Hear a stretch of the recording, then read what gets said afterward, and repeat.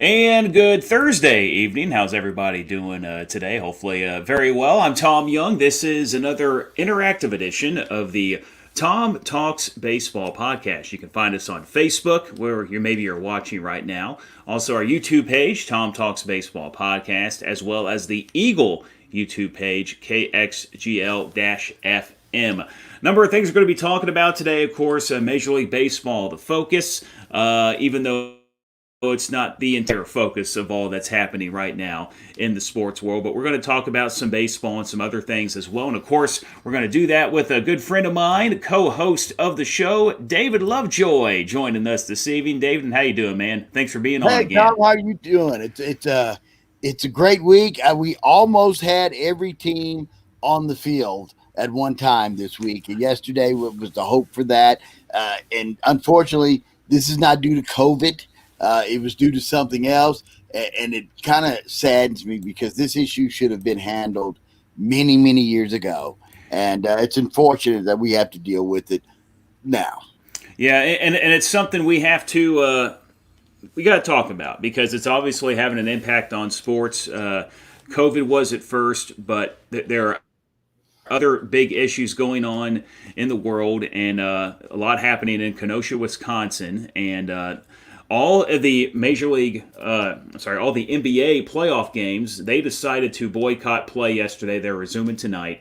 A few games, like you're seeing there, Seattle, San Diego, Cincinnati, Milwaukee, Dodgers, San Francisco, they postponed yesterday, and a few more have postponed today, including the Texas Rangers. I obviously racism's still a problem in this country, regardless of what you think about it. That's fact, and it's sad that it still is. And there are other issues surrounding that that hopefully we can get addressed, and so we can all move forward together equally the way we should have all along. But David, do you think the postponing of ball games like this for a day is sending a strong message for what they're fighting for, or do you think it doesn't matter? Ironically, the first team to say we're not going to play were the Milwaukee Bucks, which is about 40 miles from Kenosha. And it's ironic because just 2 years ago, one of the players, he wasn't a superstar. He's not like the Greek Freak or one of those players, but he was a player on the team with the Bucks. Got harassed by the police, got mistreated by the police. It's all on video. He got handcuffed and slammed to the ground, and kicked around a little bit. And then they realized he was a Milwaukee Buck player, and they said, "Oh, we're so sorry." And that's what I think a lot of people don't understand. They say, "Oh, we have ended racism. You elected a black president." Well, to me, that just added fuel to the fire. I think that is worse than the case. And you can't take an Oprah Winfrey or Johnson or a Charles Barkley because of their celebrity and say all black people are being treated better. No, they're treated better because of their financial status, and it's two different things. This is, I say this a lot. You know yourself that I'm involved in a lot of civic things here. I'm the first vice president of the branch of the NAACP here. I've said it in school board meetings and other meetings and other places that when you're sick, does it do you any good not to tell your doctor what's ailing you? Do you just say, well, no, I got it, doc. Just give me some Tylenol. I'll be all right. You and Chell, my girl, Rachel, your wife, if y'all are having a little issue, does it work to ignore that issue or does it work to sit down and talk about it? In America, we've ignored this issue. And one side or the other has said, oh, no, there's no problem there. And we haven't sat down to talk about it.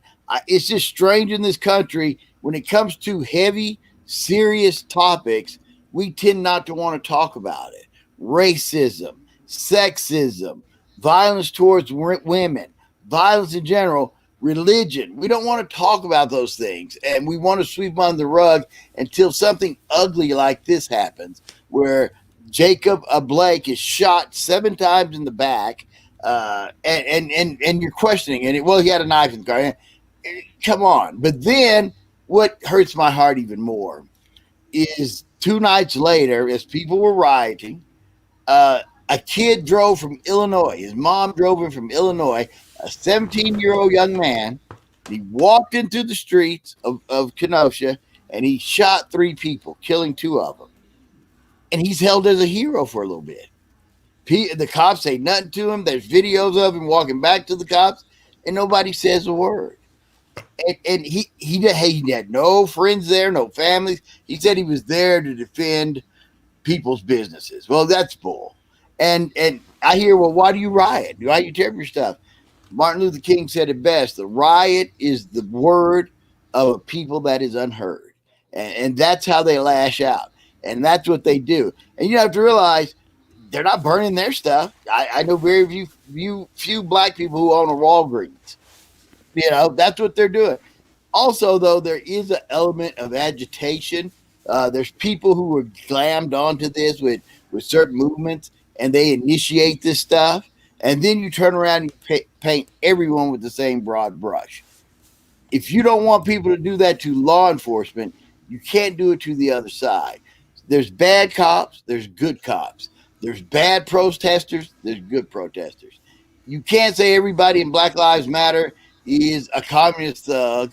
You can't say that about Antifa and then not say, well, that's just one bad cop. We just need to have this discussion. And you and I know well, one of the best places that we can discuss and brings us together is sports. Yes, sports are a great place to escape if you're looking to escape. But with all that's been going on, sports realize that they have a platform that a lot of people are paying attention to and watching, and they are using that platform to get this message out. And this message was brought to light a while back, a number of years ago, by Colin Kaepernick, and it was ignored. He was, criticized, called things that no one should be called, and it's happening now. And kind of like you were saying there, the voice wasn't heard before. What do they have to do to have the voice heard? So that they unfortunately go to the rioting. I'm not a fan of the rioting, but no. I see it. I understand. I understand why it's escalated there. I think unfortunately all it does is give the other side fuel to say what they want to say. So it's not the best idea. Yeah. But you're right. They this was tried before and it wasn't heard. And here we are. Yeah, and now we're trying other things like canceling sporting events when people want sports to try to get the message out there. So will it work? I sure hope it does. And I hope we can all go back to loving one another. We should, like we should have all along. And we can watch baseball. We can watch basketball. We can watch football coming up, hopefully. Maybe not some colleges. But hopefully we can go back to just talking about sports the way that we want to talk about sports. And that's what we are going to do tonight. But this needed to be addressed because it's a big issue. And I know a lot of people probably don't agree with some of the things that were said. It's okay. It's okay. But we come from different sides and different opinions, and I get that. But in the end, racism is wrong. It doesn't matter what side you're on. That if you look at David and you think something right off the bat, or you look at me and you think something right off the bat because of our appearance, it's wrong. So it's wrong. That's all I'm going to say. That's a great point, Tom. You and I met each other in this radio business. You're from Illinois. I'm born and raised here, military background. And we hung out with each other and we became friends because just through simple discussions, 5 minutes here, 10 minutes there, we had a lot of things in common. We like baseball. We like sports. We like certain types of music. We went to the Robert Randolph and his family concert that they held here. Yeah, that was awesome. And it was great. And your wife, Rachel, and she has a nickname, Chow. Yeah, she's hanging out in the other room. I'll tell her you said hey. Yeah, she's one of the greatest people in this city, in this world. And I never thought about what color Tom was. It didn't enter my mind. And we can't, anybody who says, well, I'm colorblind, that's not real. But I don't have to choose my friends based on the color of their skin. I don't have to choose my enemies based on the color of their skin. I think that's an outdated concept, and we've got to get this understood. I'd hoped by the time my son is the age he is, we wouldn't be battling these demons. But here we are. We're still battling these demons. And that is an indictment on us, the generation before us, the generation before that, and on and on. We didn't take care of this issue when we had a chance. And that's why it festers. Well, hopefully, with all that's happening in the sports world, in outside the sports world, it's bringing this issue to light, and people are going back and reevaluating themselves, the ways they go about their everyday life, and hopefully going forward, we can be a little better humans to one another. We're all human. Doesn't matter where you came from. We're all human, and we should all treat each other as such. And hopefully, going forward, we can do that. And hopefully, going forward, we can just focus on baseball and have that be the main focus of Tom Talks Baseball, because that's what, you look at the bottom of the screen there, baseball. That's what it says, right? Right there. and let's so that. we are going. Let's do that, because there's definitely a lot of good baseball going on right now, and of course, Major League Baseball conversation. That's what we're going to be doing tonight. This is a Tom Talks Baseball podcast. I'm Tom Young. That's, which one is it? There we go. That's David Lovejoy. I'm backwards when I'm doing this. I keep thinking you're over here on my screen, but you're over here on the video. Here. And I'm number one in your heart. That is right. We are on Facebook right now. Tom Talks Baseball podcast. Like us there. We'll also have a YouTube channel, Tom Talks Baseball podcast, and we're currently on kxgl-fm on YouTube. That is the 100.9, the Eagle channel. You can check us out there as well. But we are definitely talking baseball today. And let's start things off, David, with the first no-hitter of 2020, and it was thrown by the White Sox, Lucas Giolito, over the Pirates Tuesday night. A 4-0 no-hitter. One batter away from a perfect game. He walked Eric Gonzalez in the top of the fourth inning on 4 pitches in a 4-pitch walk to lead off that inning. But almost threw a Maddox, too. 101 pitches, 74 for strikes, 13 strikeouts. So he had the strikeout ball working. He is now he's got a 3.09 ERA now after that outing. 58 strikeouts, which is second in the big leagues behind Shane Bieber, I believe. So Lucas Giolito, who was a Cy Young candidate for a good chunk of the year last year, kind of fell off late. But big outing against the Pirates. Now, granted, the Pirates are a struggling team, and a lot of people I saw on Twitter were wanting to say, well, you did it against the Pirates. What's the big deal? You still are going against professional batters, and to do it for 27 straight outs, like, come on. That's impressive. It wasn't like the South Georgia Pirates. These are Major League Baseball players. This isn't the elementary school Pirates up the street here. And their team might suck, but I guarantee you each and every one of them could smack any of us could throw up there. And they're good at the game. I was just shocked. The game before, he had 13, 14 strikeouts. Last year, he started out gangbusters. Went toward the summer, he started slowing down. Young team. That Sox team is really, really young, and you see that in a young team. They fall off as that heat of the summer gets going. They've come out in this 60 game stretch, and if you listen to our prediction show, I said this is a team to watch. Minnesota, I was up in the air about, because sometimes, especially the homer ball, if you live by the homer, it's like 3-pointers in basketball. You can die by the homer, but Minnesota's smacking the ball, but the Sox are right there in their battle. They're the hot team. And I tell you what, the Cubs are a better Chicago team. Yeah, well, I don't know about that. The Cubs are awful right now. But I tell you what, we were going to talk about a hot Chicago team, and correct, it's not the Cubs. It is the Southsiders. And it took them a little bit to get going. But the last 10 games, 9-1. They're currently tied for second in the AL Central with Cleveland. They're both a half game behind Minnesota. And one of the reasons they've hit this hot stretch is that they're starting to hit like we thought they were going to hit with that great lineup of theirs. And Jose Abreu, this guy is probably under one of the more underappreciated, undervalued players in the game because he's been on the White Sox for the last like 6 years, and they haven't been the greatest team. Right. But all he won Rookie of the Year, so obviously right off the bat he was good. But if you look, you want to talk about someone who's just been consistent his whole career. Every season, you're going to get 30, you're going to get 100, you're going to get a guy that bats close to 300. And this year, you're getting a man who is on another planet. And he won the Player of the Week from August 17th to 23rd. Listen to what he did, David. And I saw a lot of this because three of those games were against the Cubs, and he just made them look stupid. He hit 533. He went 16 for 30, 7 home runs, 3 doubles, 15 RBI, 9 runs in 7 games.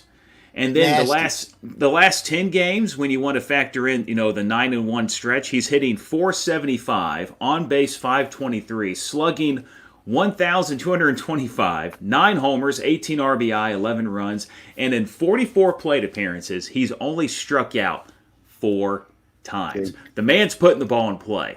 Jose Abreu is a stud on what is turning into a studly team. You got Luis Robert, who's hitting well.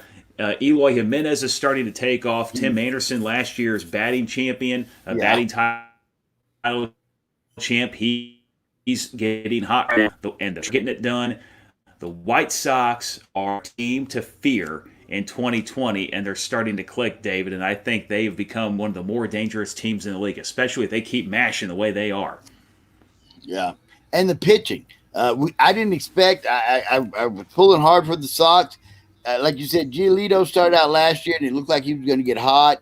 The rest of the pitching is coming around for that White Sox team. They have the offense. They have the young studs out there that can control this could turn into a pretty 60-game run for these kids. This might be their time. It's interesting. It's interesting to watch them because they are playing 2 well-managed veteran teams in both Minnesota and in Cleveland. So it might come down. We always say, well, it's the players, but a right decision by a manager at the right time could be the difference in winning this division, getting a playoff spot, or going home at the end of 60. And not to mention, they also had a game last week, I believe, where they hit back-to-back homers. And so this team can mash, and they're getting it done right now. Is that something in the water with these young kids doing that? Because another team we're going to talk about, these kids, it's like they came to Texas, and they're probably going to be arrested at the border if they try to come back over here. How about the San Diego Padres? They played 7 games against Houston and the Rangers and won all 7. We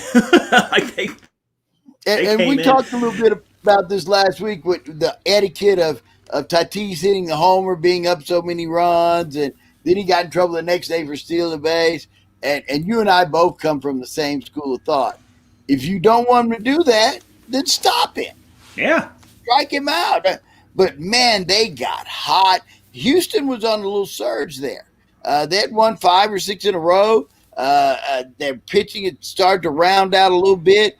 Springer's still not hitting the ball, but Cora and Altuve were picking their game up. And, man, they went and faced off against those Padres. Oh, man, that squad, I want to see them play the Dodgers. That's the game I want to see. Yeah, the Dodgers looking like the clear favorite right now. They're like they would be running away with this thing if it wasn't for the way San Diego's been playing. But they had 4 games in a row with the Grand Slam, 5 of 6, and the neat thing was it was 5 different players that hit Grand Slams. Tatis Jr. started it off with the one that caused the controversy for a couple days, up big, swinging at 3-0. Manny Machado hit one the next night. That was a walk-off shot. Then Will Myers hit one, Eric Hosmer, and then Jake Cronenworth all hit Grand Slams. Padres lost yesterday to the Mariners 8-3. They had a 7-game winning streak. They're back in the win column after today. This just happened maybe within the hour. So they're playing a doubleheader today. Of course, this was one of the games that was postponed in wake of all that was going on in Kenosha. Yeah. So they're doing a 7-inning doubleheader today. I turned it on in the 5th, I believe, and the Mariners were up 3-1. and then Tatis Jr. and Machado went back to back, tied it up at 3. And Tatis Jr. hit one onto the roof of the Western Metal Supply building there in San Diego. Yeah. It was a 446-foot shot, and I didn't know this. He became only the second player ever to hit one onto the roof of that building. The only other one was Hunter Renfroe, who did it twice. And no visiting player has ever done it. So Tatis hit a ball into virtually uncharted territory, and then Machado came up and hit a missile, and that man's on fire right now. And so they came back and tied this game at 3. They go to the 7th inning, which of course is now the last inning, with it being this doubleheader, and they gave up 4 runs, and they're down 7-3, and they won the game. Wow. They scored 7 in the bottom of the 7th to win it, ultimately with a Will Myers walk-off 3-run bomb. This team is exciting, and if you follow, if you've been following this team, or you just been hearing about Tatis Jr., or like with what we do at the Sod Poodles, David, we have a number of people that are Padres fans that have followed the podcast, and vice versa. I follow them back and see what's going on. Padres Twitter is just like, they're going nuts. Like, they're having so much fun with this team that they're exciting to watch, and they still got a lot of great talent in the minors that eventually might come up. We still haven't seen Mackenzie Gore yet. I mean, at some point, he's supposed to be the anchor of this staff, but offensively, they got it going right now, and they're arguably the most exciting team in baseball. You love Tatis, you got Machado, you got Profar at second, but I tell you the guy who I'm really enjoying his season due to consistency, the way he's swinging the bat, coming up with big hits, is Eric Hosmer at first base. Well, he had a big one today. He was a part of that rally. A lot of that was done with 2 outs. I didn't say that. 2 outs. It was 2 outs, and it was like they just needed to get one more out to end this game, and all of a sudden, boom, boom, hit, and Hosmer had a big hit that tied it up. He was the one that tied it up. And then another batter, I think it was a walk, and then Will Myers came up and hit the walk-off shot. But yeah, Eric Hosmer was the guy that a lot of those Padre fans, I don't think, and Myers too, weren't big fans of them. Low production, low batting average guys. You were expecting more out of them, but this year they've been getting a lot more out of both of those guys. And along with what Tatis Jr. is doing, looking like an MVP candidate, Manny Machado is on fire right now. This is a dangerous ball club, especially the way they're swinging. Yeah. And if they can keep that up, I mean, they're going to be a lot of fun to watch for years to come, because they got a lot of youth and still more to come down in the minors. We might be having some connection issues again.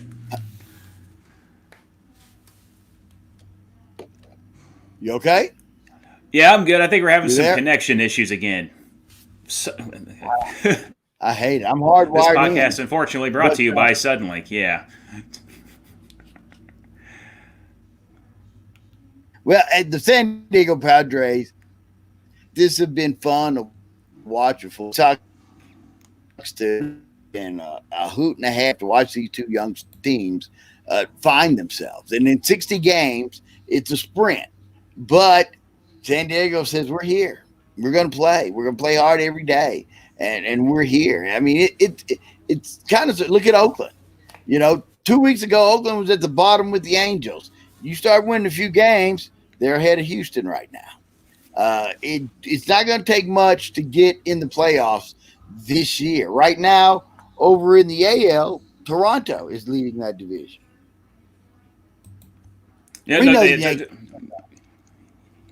Yeah, I share my thoughts with Corey right now. Damn internet. The internet's being a pain in the butt again. But yeah, the Blue Jays playing some really good baseball right now too. Ever since they moved into Salem Field there in Buffalo, they found the home run stroke.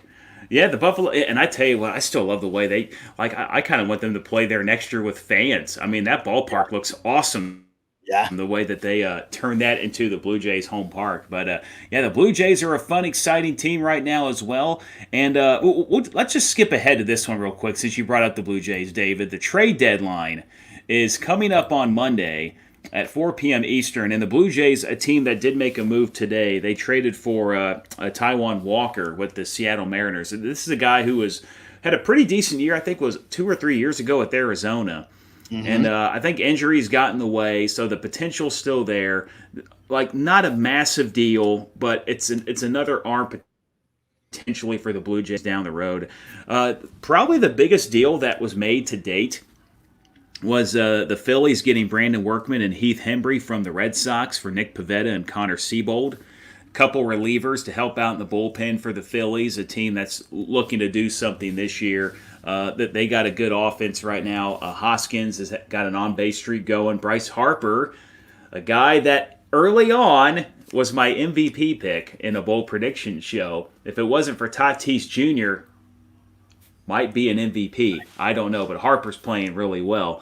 But they beat up the bullpen. The question I have, you got this 60-game season, you got this trade deadline happening in 3 or 4 days. You got players that if you get them, you're not going to have them very long, possibly, depending on what their contract's like. And we got, experts talking about possible blockbuster deals for some of these teams. I honestly don't think anything's going to happen this year. I just don't see someone unloading a top 20 caliber player for this season, especially because you got more than half the teams making the playoffs, which means if you were top 16, you got a shot. And because you got 16 teams in the playoffs, and we know the nature of baseball, it's not, you have more you have to go through to get there. You got these little 3-game series or whatever you got to play. I mean, you run into 2 hot pitchers and you're done, even if you had a 40-win season. Yeah. I honestly don't see a big blockbuster type deal happening this year. What do you think? Do you think 1 or 2 is going to happen?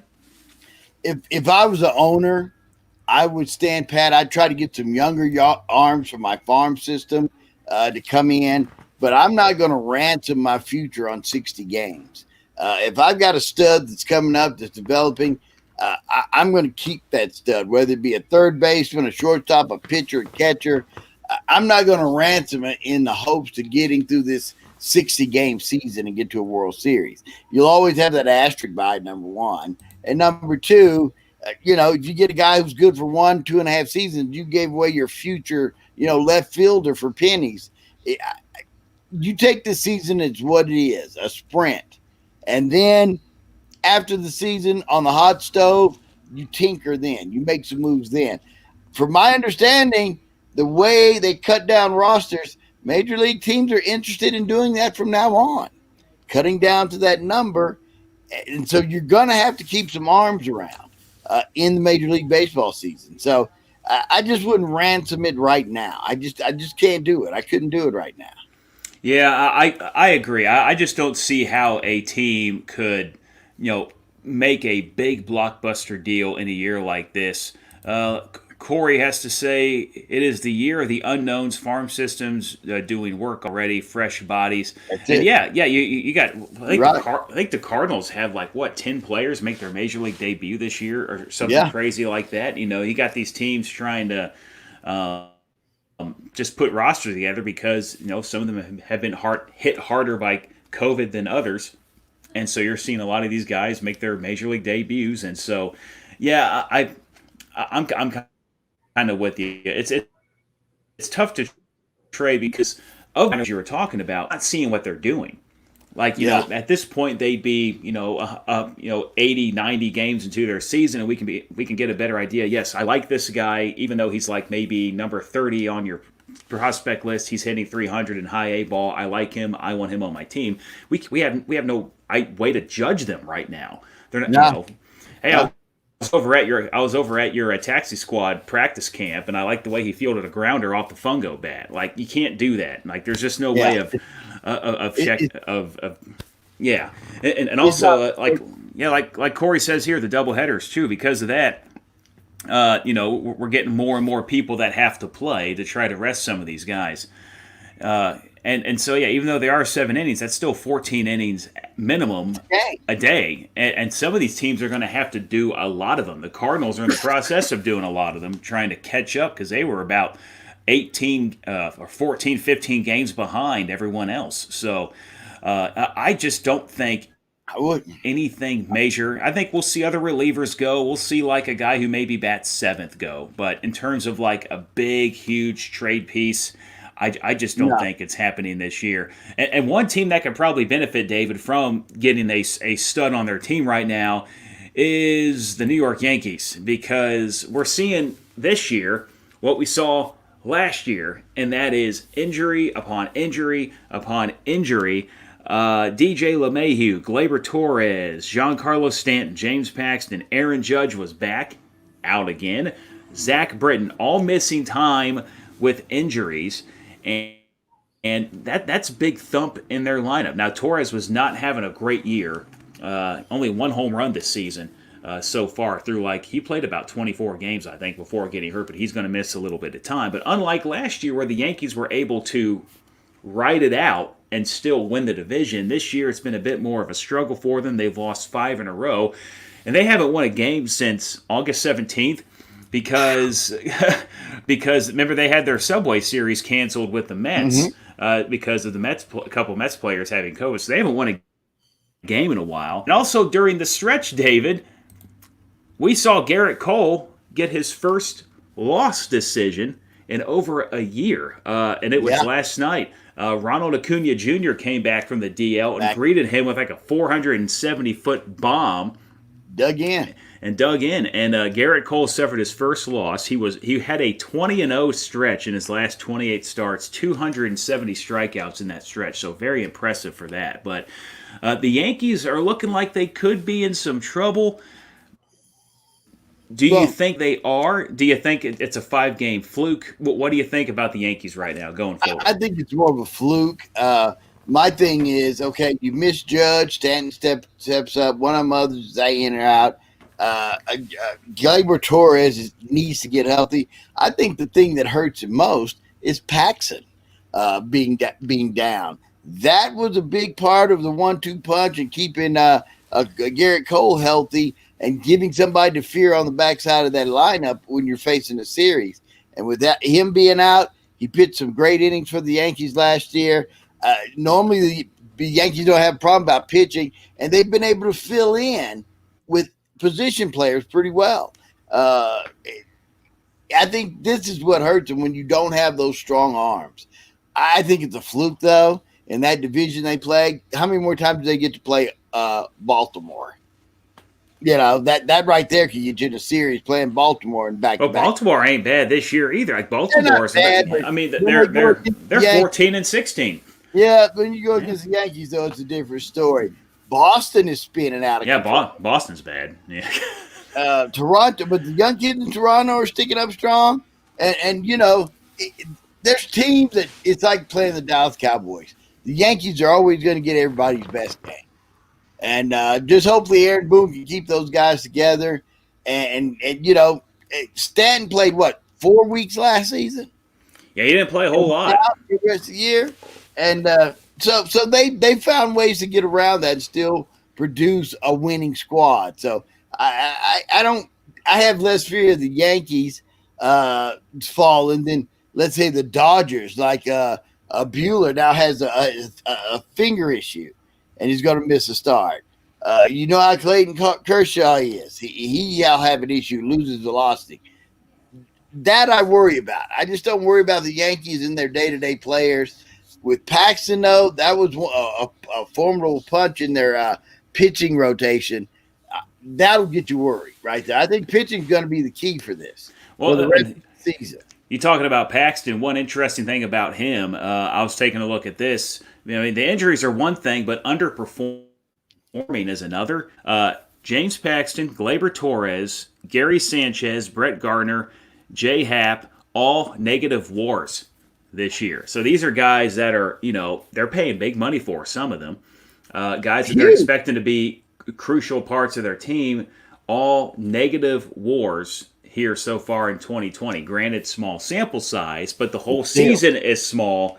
so it gets amplified. And that's why, you lose 5 games right now when you're 120 games into a season, you don't look at it as much. But you lose 5 games when it's literally 1/12 of your season. It's a bigger chunk than you want it to be, and so we'll have to see if the Yankees can find a way. And I think they will. I think they're going to be okay. I don't know if they're going to be able to win it all, Dominant. like some people probably were thinking after they got Garrett Cole. But time will tell with that. You're watching the Tom Talks Baseball podcast. Thank you very much for checking us out tonight. I know it's been a really weird season. Baseball maybe not the most frontmost thing on your mind, but we're trying to talk about it and enjoy the Major League season while we have it. You can watch us here on Facebook, Tom Talks Baseball Podcast, YouTube, Tom Talks Baseball Podcast there as well. We have a Twitter account at Tom Talks BBP. And a new segment that David kind of debuted last week. We're going to kind of do this every week because this is great. Knowing the history of baseball, you want to talk about a sport that has no other sport has the history that baseball has in this country. And it's not just major leagues. It's a bunch of other leagues as well, especially back in the day when the major leagues wouldn't let everybody play together. The Negro Leagues were developed in 1920, literally 100 years ago this year. And so David is going to help us learn a bit more about some of the amazing talent that played in the Negro Leagues with what we're going to be calling the Negro League Spotlight to wrap up the show each week. So David, who are we going to be talking about today and what should we know about them? Today, we're going to talk about what people call the fastest player in Negro League baseball. And it's funny, I always tell people, sometimes we grow up in two different worlds. I knew more about Negro League players as a young child than I did Major League players because my great uncles and my uncles talked about these guys that they saw, in some cases played games because they would barnstorm these teams sometimes. If they were going from the South up to Pittsburgh, they'd stop and play local teams. And, the Packing House had a team or the Farm Boys had a team. And so some of these relatives of mine actually got to see some of these heroes. Today, we're going to talk about James Thomas, Cool Papa Bell, the fastest man in baseball. Satchel Paige said one time he hit a line drive right by his ear. And he turned around and saw the ball hit him when he slid into second base. That's how fast this guy was. And he also said that Cool Papa Bell could turn off the light and be in bed before it got dark again. He started out as a pitcher, a knuckleball, curveball pitcher, grew up in Mississippi, moved with family to St. Louis. He started playing with the St. Louis Cubs, a Negro League team in St. Louis, in Compton Hills. That's what it's called, the Compton Hill Cubs. He joined the Stars of the Negro League at 17 years of age. He had a curveball, a breaking ball, a knuckleball, a screwball. He threw them all from different angles, and that's where they think he got the name from. He faced off against one of the most ferocious hitters of the Negro League, Oscar Charleston, and he handled him. And so his manager started calling him, he said he was cool, and he called him Papa, because he handled himself so mature at 17 years old on the mound. A year later, an injury to his pitching arm. He couldn't throw the ball anymore, so he went to the outfield. He played the next seasons, split between the Detroit Wolves, Homestead Grays, and the Kansas City Monarchs. He played alongside guys like Josh Gibson and Satchel Paige. And one thing about Cool Papa Bell, he played all year long for 21 years. He'd play the Negro League, then he would go down and play the Mexican League. Wow. He did not take time off. He played and played. He stole 175 bases in a 200-game season. Let me see that happen nowadays. He was even billed as the fastest man in the world, and Jesse Owens refused to race Cool Papa. That's how fast he was. Wow. He was a awesome ball player. He batted right, but he learned how to bat left. A manager taught him how to bat left-handed so he could bunt and get on base quicker. And that was part of his game. He got on base. He was the table setter. and he got on any way he could. Bell played in over 1,400 games. He hit 331, 128 OPS, 330 bases in the Negro Leagues. We're not talking about the Hispanic leagues and the exhibition leagues that he played in.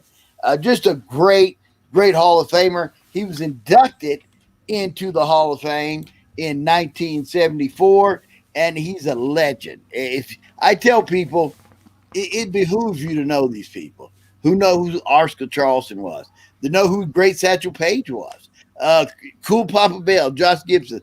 These guys were amazing baseball players, and if they would have gotten the opportunity to play on the field with everyone else, you still know who Ruth is. You know who Gehring is, but you also know who Satchel Paige is, and who Buck O'Neill is, and who Cool Papa Bell is, because these guys were the epitome of baseball. I mean, great All-American, great Negro League player. Check him out, Cool Papa Bell. That's just amazing. So 17 years old, he cracks into the Negro Leagues as a pitcher. And then ends up having a career 23 seasons long, ultimately as a batter. As a batter, as a center fielder. Which he probably wasn't much of a batter back then because he was a pitcher, right? I mean, yeah. And so he had to learn how to hit at that level. And then he flipped to his offside because of his speed. So now he's hitting left-handed when he's not a lefty because of how fast he is. And he still put up the kind of stats that he put up. And I was taking a look at him, and I'm going to be honest with you. I was like, okay, these aren't maybe overall the most impressive stats, but now hearing the story, they're even more impressive than some of the big impressive stats you do see. That's awesome. Cool Papa and, Bell. And it would have been a lot of fun at these. Go ahead. It would have been a blast. It was I heard great uncles and cousins tell me about these games, and it was a come to Sunday meet, especially in the South, because back then people didn't go to church every Sunday because they had farms and ranches to work, and so once a month or every 2 months they'd have a big, church gathering with sermons and food and cake, and there'd be a team barnstorming, or this church from this county would play this church from this county, and they saw these Negro League players who would come down and play in these exhibitions against the local squad. And it was a day. It was a whole day in the pageantry. You came to the stadium dressed to the nines in your Sunday best, and it was a day where black men and black women felt their worth. They didn't have to sit in a segregated section. They didn't have to go to the side of anything. And it was a moment of pride for the players and the fans. There's a saying about Cool Papa Bell that if he bunted a ball and it bounces twice, put it in your pocket. That's how fast he was. How fast he was. Cool Papa Bell. It's just amazing as we go on in here. Of course, we're going to talk about Satchel. Of course, we're going to talk about the guy that they said would have spanked home run champion Babe Ruth like a baby. Josh Bell. Not Josh. Josh. I just slipped it. But Josh. What's the big kid? Josh Gibson. Gibson with the Crawfords. They said if he played in the majors, you would be like Babe Ruth. Who? These guys were exceptional athletes. They played in Mexico. They played in South America. They got treated well down there. They got to play against white players. And there are many a white Hall of Famer who would come back and say, if that guy was on our team, we'd be unstoppable. Satchel Paige is one of those. Everybody knows Satchel Paige was the show. And he pitched. Satchel didn't even know his real age. But the historians guesstimate Satchel pitched up until like 72, 73. That's crazy. And some did in his 60s. I'm just hoping I can walk at 72. Like that's that's what I'm hoping for. I'm worried about once we get off this podcast. Yeah. All over right here. I got my emergency stop there. Help! I thought it. Yeah, throwing jump balls at 60 years old. This guy is just zipping it. That's awesome stuff. I'm glad we're doing this. It is the 100th anniversary of the Negro Leagues, founded back in 1920. And so you're going to enlighten enlighten us. The leagues are a play that you think we should know more about, and then we got to learn a little bit about James Thomas, cool Papa Bell today, and good stuff there. And I want to thank everybody for checking out the podcast today. I think we're going to wrap things up. We got some other games getting set to start this evening, so we can get our dinners together and watch some baseball. Thanks for checking us out as always. I know we started the show with something that wasn't baseball related, but it needed to be addressed, and it's something that I think we still need to work on as a people, as a country, and hopefully we can do that, and so we can focus on sports as sports once again. But thanks for checking us out on the podcast. I'm Tom Young. I'm David Lovejoy. He's David. Yeah, well, it's a lot easier to do that when we're in the studio together. Yeah, because it's this whole StreamYard thing, and the internet seemed to do a little bit better once we got going. So we're doing the best we can with all that's going on with COVID, and I hope that you enjoy the podcast. And going forward, more Major League Baseball talk. Maybe we'll try to get another guest on here as well, depending on what's going on, and we'll do it again next week. So thank you very much for checking us out this evening. This has been the Tom Talks Baseball podcast. Enjoy the rest of your night. Talk to you next week. Have a good one.